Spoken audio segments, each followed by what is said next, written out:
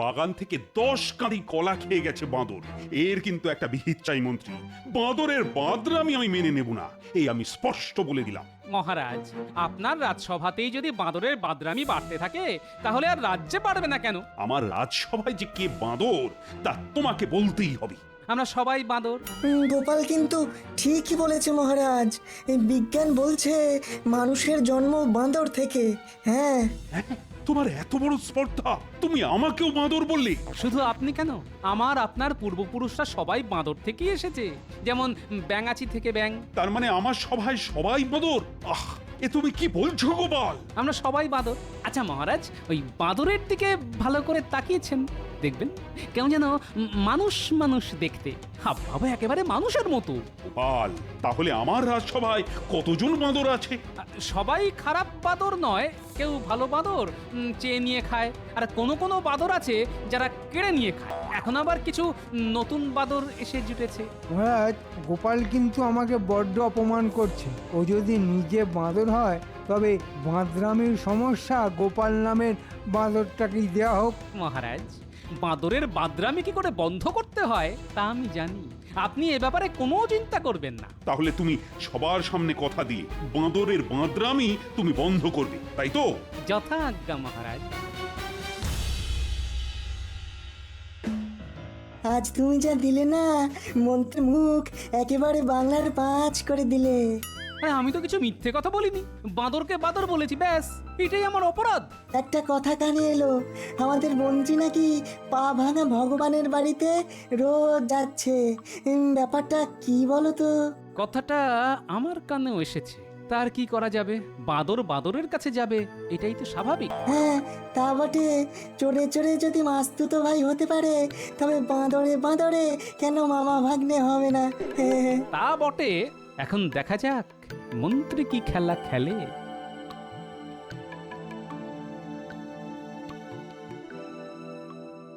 আয় আয়, তোরা যে আসবি আমি জানতাম। না এসে উপায় আছে? একটা কাজ আছে, তাই তোদের খোঁজ করছিলাম। কাজ ছাড়া কে আমাদের খোঁজ করে বলুন? বড় বড় কথা না বলে আগে কাজের কথাটা শোন। বলুন মন্ত্রী মশাই, আমরা তো শুনতেই এসেছি। হ্যাঁ, তোরা বাঁদর সাজতে পারবি? বাঁদরকে আপনি বাঁদর সাজাবেন? আরে গাধা সাজতে বলিনি, এটাই তোর ভাগ্য। তাহলে 4 পায়ে হাঁটতে হতো। আচ্ছা, এত পশু থাকতে হঠাৎ গাধা কেন? মহারাজের বাগানে হঠাৎ করে বাঁদরদের খুব উৎপাত শুরু হয়েছে, আর এই বাঁদর তাড়ানোর দায়িত্ব দেওয়া হয়েছে গোপালকে। গোপাল আমায় বাঁদর বলে অপমান করেছে, ভাবতে পারিস? এর একটা বিহিত করতেই হবে। শোন, আমার মাথায় একটা বুদ্ধি এসেছে। তোরা বাঁদর সেজে নগরের মানুষকে একেবারে নাজেহাল করে দে, দেখি গোপাল কি করে বাঁদর তাড়ায়। প্রথমেই হামলা হবে গোপালের বাড়িতে। আজ রাজসভায় মন্ত্রীকে ঘুরিয়ে বাঁদর বলেছি, এর শোধ ও নেবেই। তাই রাতে সকলেই আমরা জেগে থাকবো। আমার জামাই যখন এসেছে তখন জামাই তোমাকে আমার সাথেই থাকতে হবে। নিশ্চয়ই শ্বশুর মশাই, আমি আপনার পাশেই আছি। বাঁদরকে বাঁদর বলাই উচিত, কিন্তু আমাদের উপর কিরকম প্রতিশোধ নেবে সেটাই তো বুঝতে পারছি না। প্রতিশোধ নেবার একটাই পথ, নগরে বাঁদরের উৎপাত বাড়িয়ে দেওয়া। আর তার প্রথম পদক্ষেপ হবে আমাদের বাড়ি। বাঁদর বাদরামও করবে। তাহলে তো রাত জাগতেই হবে। এই গুলটে পুটি, তোরা আবার ঘুমিয়ে পড়িস না যেন। হ্যাঁ, না না, ওরা ওস্তাদ, ওরা আমার বাহিনীর প্রধান সেনাদল, নইলে কি আর এত সমস্যার সমাধান করতে পারতাম? তাহলে তাড়াতাড়ি খেয়ে দে, আমরা ঘুমানোর ভান করে জেগে থাকি, কেমন? হ্যাঁ, তাই করো। আমার মন বলছে আজ কিছু একটা হবে। কি হতে পারে? চুরি, ডাকাতি? না, তা এবার হবে না, এবার অভিনব কিছু একটা হবে। এই যেমন বাঁদর আসতে পারে। বাঁদর রাতের বেলায়? কখনো তো শুনিনি। না না, এটাই হবে তার কোনো মানে নেই, কিন্তু যেহেতু বাঁদর তাড়াবার ভার মহারাজ আমাকে দিয়েছেন, তাই আমি ধারণা করছি রাতে বাঁদরই আসবে। এই বাঁদর ধরা সবার পক্ষে সম্ভব নয়। এটা ঠিক বলেছেন শ্বশুর মশাই, সবার পক্ষে সম্ভব নয়, কিন্তু আমার মনে হয় আপনার কথাই ঠিক। মন্ত্রী বাঁদর সাজিয়ে কাউকে না কাউকে এখানে পাঠাবে। ব্যাটাকে একবার হাতে নাতে ধরলে বৃন্দাবন দেখিয়ে দেবো। হ্যাঁ, বাহ, চমৎকার কে বলবে তোরা মানুষ? হ্যাঁ তা তো বলবেনই, বাদর সাজার চাইতে ভূত সাজা অনেক সম্মানের ছিল। না মরা পর্যন্ত ভূত হবে কি করে? তার থেকে বাঁদর হওয়াই ভালো। সে তো আপনি বলবেনই, আমরা চোর বলে যেন আমাদের কোনো জাত নেই না। আমি তো আর তোদের বাঁদর বলিনি, যে বলেছে তার বাড়ি একেবারে তছনছ করে আয়। কে বলেছে? গোপাল? হ্যাঁ রে, মহারাজকে বুঝিয়েছে আমাদের বাপ ঠাকুর দ্বারা নাকি বাঁদর ছিল। কি সাহস, বুঝেছিস? বেটার এত সাহস, আপনার বাপকে বাঁদর বলেছে? আরে আমার বাপকে শুধু নয়, তোর বাপকেও তাই বলেছে। আমার বাপকেও বাঁদর বলেছে? আচ্ছা, আমার নাম কি মহারাজের সামনে বলেছে? একেবারে মহারাজের সামনে। যা অপমান করলো তোকে, বাপরে! আমি হলে তো গোপালকে মেরেই বসতাম। শুনলি ঘটা, গোপাল একদম মহারাজের সামনে আমাদের নাম বলেছে। ও কি যে আনন্দ হচ্ছে, মহারাজ আমাদের নাম জানতে পেরেছেন। ও মন্ত্রী মশাই, মহারাজ যখন আমাদের চেনেই, তখন একটা চাকরি যদি জোগাড় করে দেন তো আর চুরি করে খেতে হবে না। হ্যাঁ, তা আমি দিতেই পারি, কিন্তু মহারাজের চিড়িয়াখানায় বাঁদর সেজে থাকতে হবে। পারবি?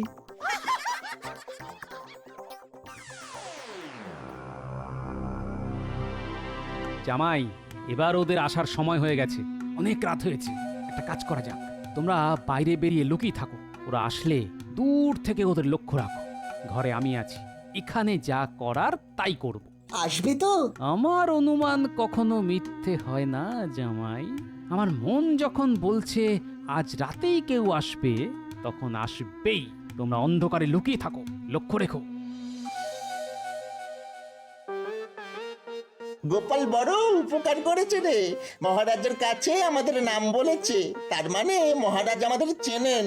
কিন্তু আমাদের যে বাঁদর সেজে থাকতে হবে, থাকলে থাকবো, আর খেতে পড়তে তো পাবো।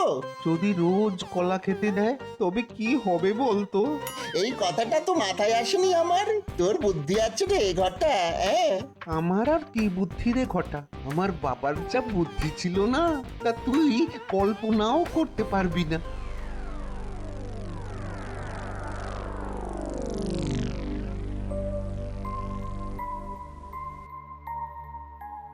শুনলি গুলটে, বাঁদরকে কখনো বাংলা কথা বলতে শুনেছিস? দাদু তাহলে ঠিক কথাই বলেছিল, এরা বাঁদর নয়, মানুষ। দাঁড়া, আমরা চুপি চুপি বাড়ির দিকে যাই। ঘটা একদম কথা বলিস না, চুপ করে থাক। গোপাল দিকে গেলে খুব বিপদ হবে রে, চুপ করে থাক, কথা বলিস না কিন্তু। কিরে, এসেছিস? ভালোই করেছিস। তবে বাপ ঠাকুরদার নাম ডোবালি রে, নিজের ভাষা ভুলে বাংলায় কথা বলছিস। কেন, মানুষের ভাষায় কথা বললে তোমার অসুবিধা কোথায়? হ্যাঁ, তোদের পূর্বপুরুষরা বাংলায় কথা বলতো না, বাঁদরের ভাষায় বলতো রে। বাঁদরের ভাষা তো আমরা জানি না, নিচে নামবো, একটু শিখিয়ে দেবে? এই দেখ দেখ দেখ, চল চল চল চল, পালা পালা পালা। দাঁড়া, আগে লেজটা খুলে রাখি। শুনলি না গোপাল কি বললো? ধর ধর ওদের, ধর ধর, বাঁদর বাঁদর। পালালি কেন?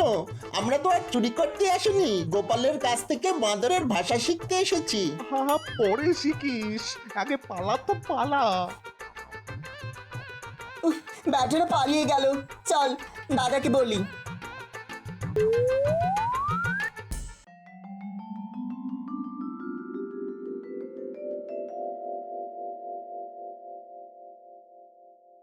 কি গোপাল, বাঁদরের কোনো খবর আছে? আগে অনেক কথা হয়েছে মহারাজ, একেবারে মানুষের ভাষায়। সে কি, বাঁদর কথা বলছে বাংলা ভাষায়? কেন? গোপাল বলে গেল আমাদের বাপ ঠাকুর দ্বারা নাকি বাঁদর ছিল। তাই যদি হয় মহারাজ, তাহলে বাঁদরের পক্ষে বাংলা বলাটা কি অসম্ভব? হ্যাঁ হ্যাঁ হ্যাঁ গোপাল, তোমার যুক্তি মেনে নিলে আমার পূর্বপুরুষরা তো বাংলা ভাষাতেই কথা বলবে, মানে সেটাই তো স্বাভাবিক। এই বিষয়টা একদিনে হয়নি, লক্ষ লক্ষ বছর ধরে বাঁদর ধীরে ধীরে মানুষ হয়েছে।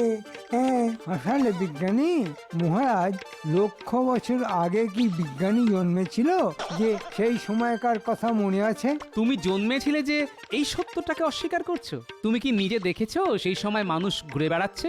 মহারাজ, এই বাঁদরগুলি তাদের লেজ খুলে রেখে গেছে, দেখবেন।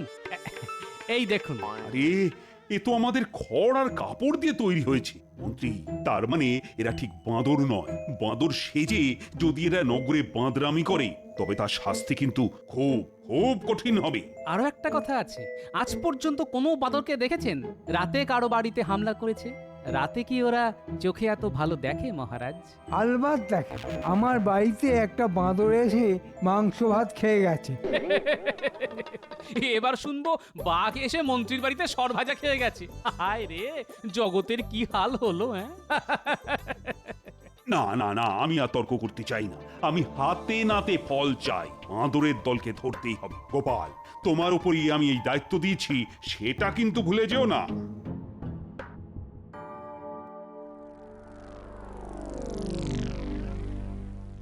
শোন, কেউ যদি বাঁদর সেজে নগরে হামলা চালায় তবে আমরাও ভালুক সেজে রাতে নগরে ঘুরে বেড়াতে পারবো। উল্টে একটা কাজ কর, শ্যামাপদ বহুরূপীকে আমার সঙ্গে দেখা করতে বল, আমাদেরও ভালুক সাজিয়ে দিতে বলবো। বাঁদরের সঙ্গে ভালুকের এবার লুকোচুরি খেলা হবে।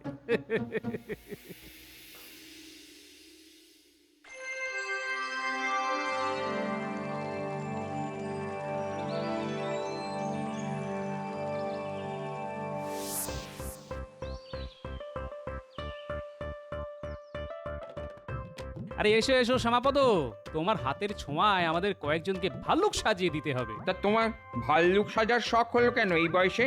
গিন্নি তো মিষ্টি খাওয়ানো বন্ধ করে দিয়েছে, তাই ভাবলাম ভাল্লুক সাজলে জমিয়ে মিষ্টি খেতে পারবো, তখন আর কেউ মানা করতে পারবে না। না বৌঠান, গোপাল ভাইয়া কোনো উদ্দেশ্য ছাড়া এমন কাজ করবে না, নিশ্চয়ই কিছু একটা মতলব আছে। হ্যাঁ, তা একটা আছে বটে, ভালুক সেজে বাঁদর ধরবো।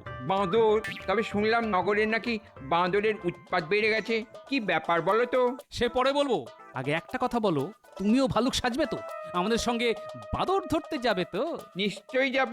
হ্যাঁ, বাঘ হলে যেতাম না, কিন্তু বাঁদর সে আবার কোনো প্রাণী হলো নাকি? ঠিক বলেছ, আমরাও বাঁদর। বাঁদরের থেকেও বাঁদরামিতে মানুষ অনেক এগিয়ে আছে। যাক, এসব জ্ঞানের কথা বিজ্ঞানীর কাছ থেকে একদিন শুনে নিও। জন বেসব কথা শুনিনি। হ্যাঁ, আরো বুড়ো হলে হয়তো বলবে, শ্যামাপদ আমাকে বাঁদর সাজিয়ে দাও, আমার বাপ ঠাকুর দাদারা বাঁদর ছিল, আমিও হব, বাঁদরদের সঙ্গেই থাকবো। হ্যাঁ, তাহলেই তো মঙ্গল, তোমার ঘাট থেকে তো নামবো। বলি ওখানে কোন বাঁদরানি পাবে? হ্যাঁ? আমাকেই করতে হবে।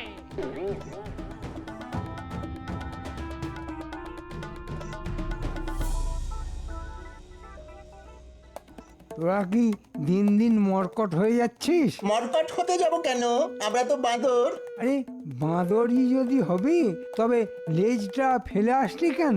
বা গোপাল যে বললো লেজটা রেখে যা, তাই তো রেখে এলাম। সর্বনাশ, তোরা আবার গোপালের সঙ্গে কথা বলেছিস? বারে, বাঁদর বলে কি কথা বলা বারণ নাকি? গোপাল তোদের গলা চিনতে পারেনি তো? আমাদের নিজের বলে কোনো গলা নেই, চোর তার উপরে বাঁদর, আমাদের কোনো একটা গলা থাকতে নেই, অনেক গলা নিয়ে চলতে হয়। থাক, আর ভূতের গলা করে কথা বলার দরকার নেই। আচ্ছা মন্ত্রী মশাই, ভূত কি বাঁদর ছিল? আমি জানি না, গোপালকে গিয়ে জিজ্ঞেস কর। সেটাই তো বলতে চেয়েছিলাম, কিন্তু এমন তাড়া খেলাম যে পালিয়ে আসতে বাধ্য হলাম। আর জিজ্ঞেস করে কাজ নেই, আজ কিন্তু বিজ্ঞানীর বাড়ি, কোনো কথা বলবি না, চুপ করে থাকবি।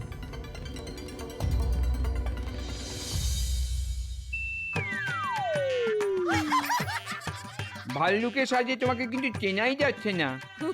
বাহ বাহ, চমৎকার চমৎকার মানিয়েছে। হ্যাঁ? আসলে রূপটা বেরিয়ে এসেছে। এবার থেকে ভাল্লুক সেজেই থেকো। হ্যাঁ? তবে বাজারটা করে দিতে হবে কিন্তু। হ্যাঁ, কি যে বলেন বৌঠান, এই ছদ্মবেশ তো কয়েকদিনের জন্য। বাঁদরের বাঁদরামি বন্ধ করতে পারলেই আপনার গোপাল আপনার কাছেই ফিরে আসবে। কেন থাকুক না ভাল্লুক সেজে, আমার কাছে আর আসতে হবে না, জঙ্গলে থাকুক। ভীমরাতি কাকে বলে? হ্যাঁ? শোনো জামাই আর গুলটে, আমাদের সঙ্গে শ্যামাপদও থাকবে। আজ মনে হয় বিজ্ঞানীর বাড়িতে হামলা হবে, আমরা ওখানেই ভালুক সেজে লুকিয়ে থাকবো, তোরা পাশেই থাকবি, কিন্তু কথা বলবো আমি। হ্যাঁ ঠিক আছে, তাই হবে।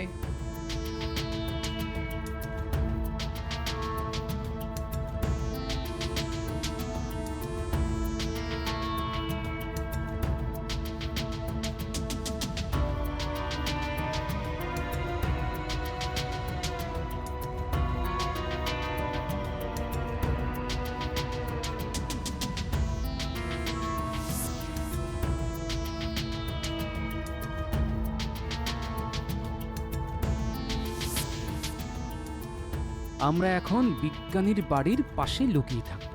বাঁদর দেখলেই তাদের সঙ্গে ভাব জমাবো, ওদের কাছে আসতে দিতে হবে। তারপর যা করার আমি করব। তোরা শুধু ওদের তাড়া করবি না। ঠিক আছে। একদম কথা বলবি না, আমরা বাঁদর। যদি তাড়া খাই? ফ্যাচ ফ্যাচ করে মুখ ভেঙে যাবি, তাতে সবাই বুঝবে আমরা আসল বাঁদর। এই রে ঘটা, আমার লেজটা তুই আনিসনি? কি করে আনবো?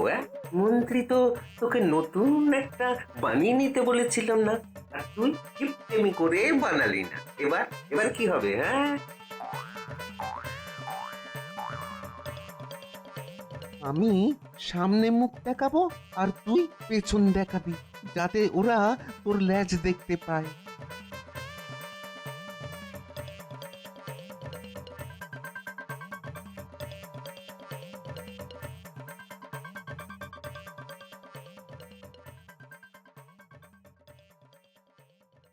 যা ভেবেছিলাম, এই দেখ বাঁদরের দল আসছে। হ্যাঁ দেখেছি, আগের দিনের দুটোই আসছে। গোপাল, ওরা কাছে এসে পড়েছে, কি করব? তুমি তো ভাই ভালুকের ডাক ছাড়তে পারো, একবার ছাড়ো তো দেখি। কে যেন ডাকলো, কে বলতো?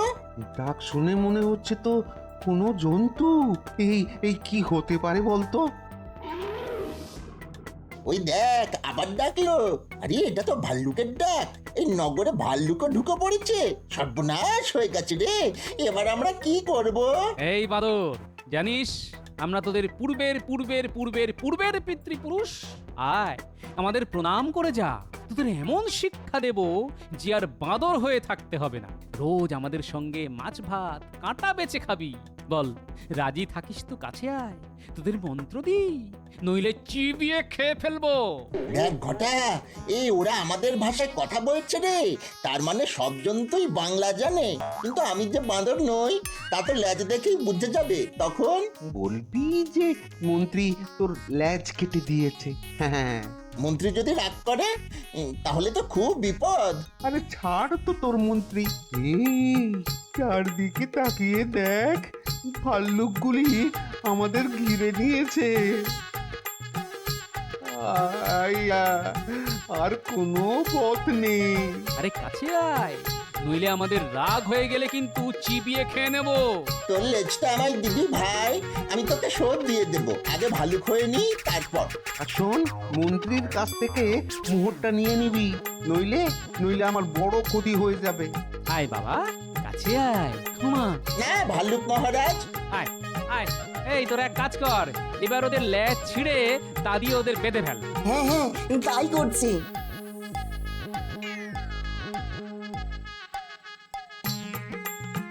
আমাদের লেজ দিয়ে আমাদেরই বাঁধা হচ্ছে, আমাদের অপরাধ কি? না না, তোদের কোনো অপরাধ নেই। বাঁদরের পোশাক না ছাড়ানো পর্যন্ত তোদের তো ভালো খাওয়া হবে না। শুনলাম মন্ত্রীও নাকি বাঁদর হয়ে গেছে। মন্ত্রী বাঁদর হয়ে গেছে? খুব ভালো হয়েছে। বেটা আমাদের ভালুক না বানিয়ে বাঁদর বানিয়ে দিয়েছিল। বাঁদরের থেকে ভালুক কত সুন্দর।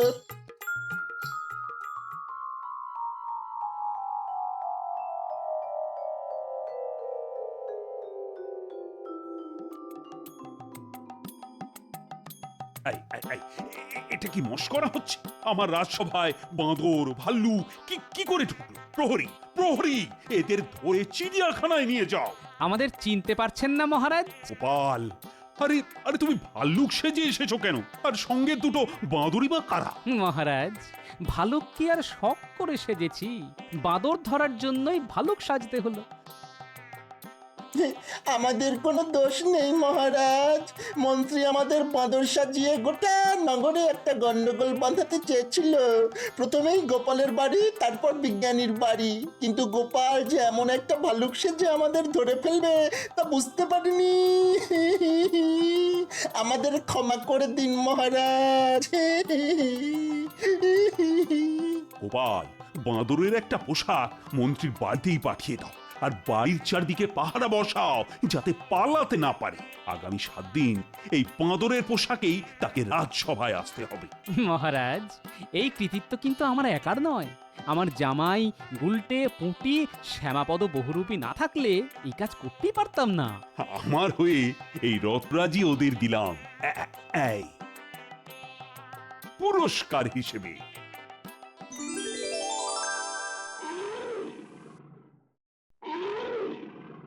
আরে আরে সত্যি ভাল্লুকের ডাক!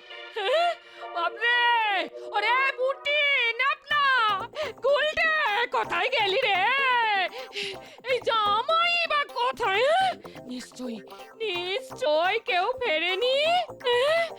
এবার আমি কোথায় যাই? হ্যাঁ? ওরে বাবারে! ভালুক হয়েও গিন্নির কথা ভুলিনি। জামাই আদরের জন্যে রুই, কাতলা আর ইলিশ মাছ নিয়ে এসেছি। জামাই আজ যা খেল দেখালো, এরপরে এই বাড়িতেই ও পাকাপাকি ভাবে থাকবে। আর শ্যামাপদ, তুমি না থাকলে তো বাঁদরই ধরা যেত না। পরপর 7 দিন তুমিও এই বাড়ির অতিথি। দেখি মহারাজকে বলে তোমার জন্য রাজসভা থেকে একটা মাসোহারার বন্দোবস্ত করতে পারি কিনা। বলি বাঁদরের উৎপাত বন্ধ হলো ঠিকই, কিন্তু বাড়ির ভাল্লুকেরটা তো বাড়লো। আমার হয়েছে মরণ।